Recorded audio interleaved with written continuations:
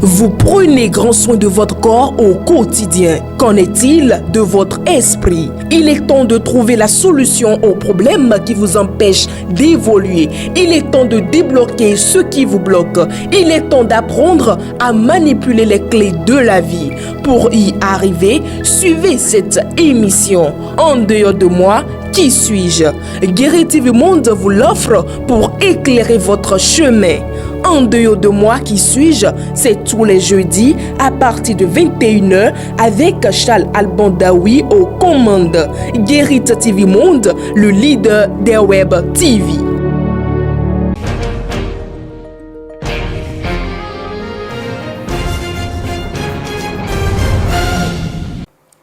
L'actualité internationale est en continu sur Guérit TV Monde. Mesdames et messieurs, merci de nous préférer pour vous informer. En bref, 10 civils ont trouvé la mort mardi 21 février 2023 dans une nouvelle attaque terroriste en Somalie et plus précisément à Mogadiscio, la capitale somalienne. Selon un premier bilan du gouvernement, 4 attaquants somaliens auraient été tués dans le feu de l'action. En parlant toujours de terroristes, un nouveau raid a frappé le Burkina Faso lundi 20 février 2023. Le bilan, 19 morts et une trentaine de blessés. Dans cette nouvelle attaque qui intervient 3 jours après l'embuscade de Déhou et Oursi dans la province de Loudalan, ce sont cette fois-ci les soldats du détachement de Tine Akof qui ont été visés par des tirs près la frontière du Mali. Une source sécurité a invoqué là encore de violents combats entre les assaillants et les soldats burkinabés. L'armée de l'air est intervenue par des frappes aériennes pour repousser les assaillants, précisent nos sources. Une riposte qui a permis de neutraliser plusieurs terroristes. Les assaillants, des combattants affiliés à l'État islamique au Grand Sahara, seraient arrivés du Mali voisin. Vendredi, au moins 51 d'entre eux ont été tués dans une embuscade entre Déhou et Oursi, près des frontières avec le Mali et le Niger voisin. Ils étaient en train de regagner leur garnison d'origine. Cette attaque contre les forces armées burkinabées est la plus meurtrière depuis celle d'Inata en fin d'année 2021. À l'époque, 53 gendarmes avaient été tués. En plus des pertes enregistrées dans les rangs des soldats, de nombreux blessés ont été transférés dans les centres de santé. Et le bilan pourrait s'alourdir. Une trentaine de personnes manquent toujours à l'appel. C'est une menace généralisée sur le front nord, souligne de son côté un haut gradé des forces armées burkinabées. Depuis quelques jours, les soldats font face à une série d'attaques dans la province de Loudalan. Sur un plan juridique, à présent, lumière dans l'affaire Anomalie dans la gestion des fonds Covid au Togo. Une quinzaine de ministres impliqués dans cette affaire s'expliquent enfin devant le Parlement. C'était mardi 21 février 2023 à la faveur d'une session extraordinaire de justification.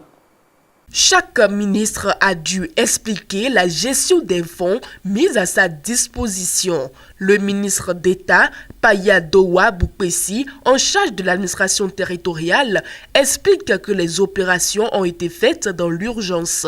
Le ministre de l'économie numérique rectifie et affirme que le reliquat des transferts n'est pas 779 millions de francs CFA. Selon Sani Yaya, ministre des Finances, l'utilisation des fonds pour la riposte contre le Covid est justifiée.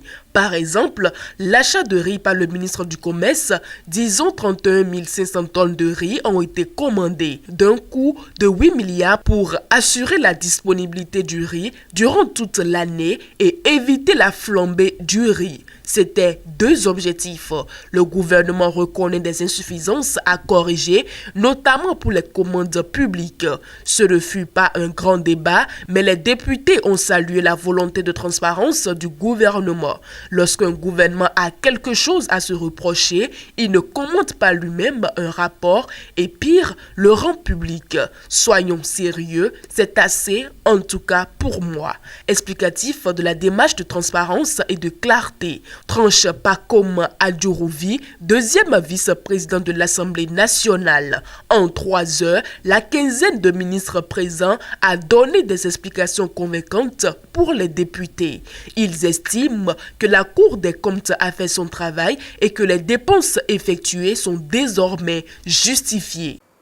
Et en Tunisie, le directeur de la radio Mosaïque FM arrêté depuis le 13 février 2023, plus placé en détention provisoire, a été officiellement déposé en prison dans la soirée de ce lundi 20 février 2023. Jusqu'à la date de ce jour, les motifs de son arrestation restent tout de même inconnus.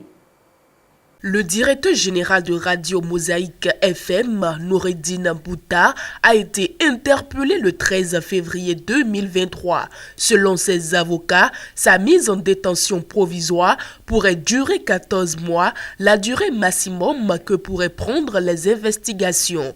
C'est au bout de 3 heures de débat contradictoire que le juge a émis le mandat de dépôt à la surprise générale des avocats de Noureddine Bouta. Ceux-ci estime que le dossier est vide et qu'il n'y a aucune preuve contre le client.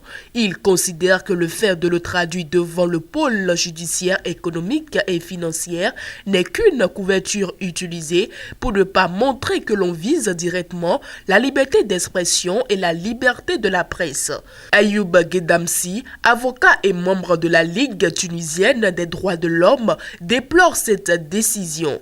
L'ouverture d'une instruction contre Noureddine Bouta est basée sur un rapport sécuritaire contenant des fausses données que l'on pourrait qualifier de mensongères et non accompagnées de preuves. Ce rapport affirme que Bouta utilise les revenus de Mosaïque FM dans le but d'influencer sa ligne éditoriale pour offense contre la plus haute autorité de l'État et pour comploter contre la sûreté de l'État.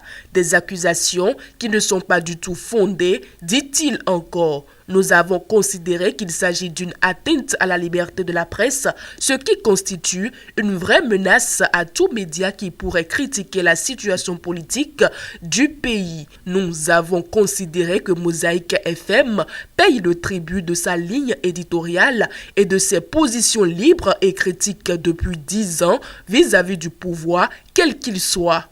Aujourd'hui, on est devant un ciblage clair d'une ligne éditoriale qui a choisi la neutralité et le principe de non-alignement à l'autorité tout en faisant la critique positive, conclut Ayoub Guedamsi.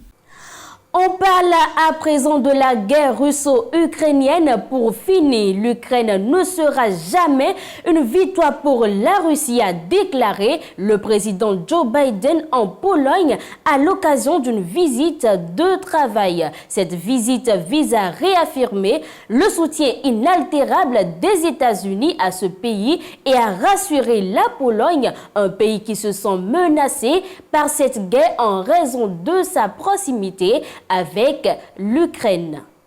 Un dictateur qui cherche à reconstituer un empire ne pourra jamais vaincre l'amour de la liberté. Les mots de Joe Biden sont forts, mais le président américain s'est montré très clair. Il restera aux côtés de l'Ukraine jusqu'à ce qu'elle soit totalement libre. Le déplacement du président américain se veut une réponse au discours prononcé mardi par son homologue russe qui a une nouvelle fois imputé aux pays occidentaux la responsabilité de la guerre en Ukraine. L'Occident ne complote pas pour attaquer la Russie, lui a répondu Joe Biden dans un discours prononcé au Palais Royal de Varsovie. Le président des États-Unis a estimé que Vladimir Poutine avait grandement sous-estimé les autorités ukrainiennes et la capacité de l'OTAN à rester unie lorsqu'il a lancé l'invasion de l'Ukraine le 24 février 2022. Il y a un an, le monde entier s'attendait à la chute de Kiev, a-t-il dit. Je peux en témoigner. Kiev est forte, Kiev est fière, Kiev est debout et plus important que tout,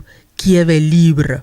Le président américain Joe Biden a rassuré mardi que l'Ukraine ne sera jamais une victoire pour la Russie lors de ce discours en Pologne, juste avant le premier anniversaire de l'invasion russe. La Pologne, qui partage une longue frontière avec l'Ukraine, sert de base arrière pour les transferts d'armes et a accueilli plus de 2,5 millions de réfugiés ukrainiens depuis le début du conflit. Joe Biden a demandé à Dieu de bénir la Pologne pour la générosité de son peuple. Il y a vraiment de quoi être fier. hier, a-t-il lancé sous les applaudissements des Polonais et des Ukrainiens venus nombreux ce soir. Certains d'entre eux l'ont appelé à en faire davantage pour soutenir Kiev face à l'invasion russe, notamment en déployant une banderole qui demandait des forces pour l'Ukraine devant son hôtel. Washington refuse pour l'instant de livrer des avions de combat. Joe Biden s'était auparavant entretenu avec son homologue polonais qu'il a remercié pour son engagement. Votre visite témoigne de la responsabilité des États-Unis envers la sécurité dans le monde. Washington a annoncé lundi une nouvelle aide militaire de 450 millions de dollars, comprenant notamment des munitions pour l'artillerie ukrainienne, des missiles anti-chars et des radars pour la défense anti-aérienne. Ainsi se referme le condensé de l'actualité internationale de ce mercredi 22 février 2023. Merci de nous avoir suivis. À demain pour d'autres informations.